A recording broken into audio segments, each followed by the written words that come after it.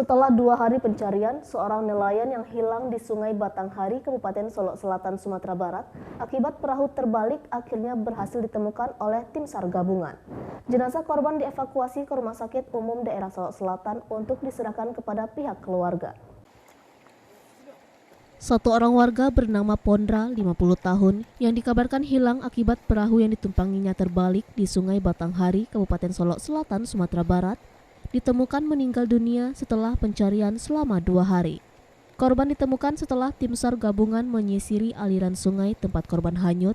Saat melakukan penyisiran, korban ditemukan meninggal dunia di sekitar kurang lebih 500 meter dari lokasi perahu korban terbalik. Perahu korban terbalik di Sungai Batanghari di Jorong Talantam, Nagari Lubak Ulang Aliang, Kecamatan Sangir, Batanghari, Kabupaten Solok Selatan, Provinsi Sumatera Barat pada Senin kemarin saat pulang dari acara hajatan pernikahan bersama 10 orang rombongan keluarganya. 9 orang dinyatakan selamat, namun korban hilang dan hanyut di Sungai Batanghari. Selanjutnya jenazah korban dievakuasi tim SAR untuk dibawa ke Rumah Sakit Umum Daerah Solok Selatan untuk diserahkan kepada pihak keluarga.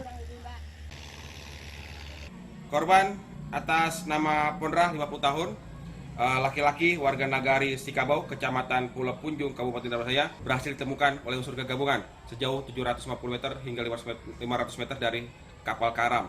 Korban saat ini telah dibawa oleh unsur gabungan menuju jorong Sungai Panuh, guna kemudian untuk diserahkan pada keluarga. Dengan ditemukan korban dalam kondisi meninggal dunia, operasi dinyatakan dihentikan dan seluruh unsur gabungan yang terlibat kembalikan ke tempat masing-masing. Dari Kabupaten Solok Selatan, Sumatera Barat, Budi Sunandar, iNews melaporkan.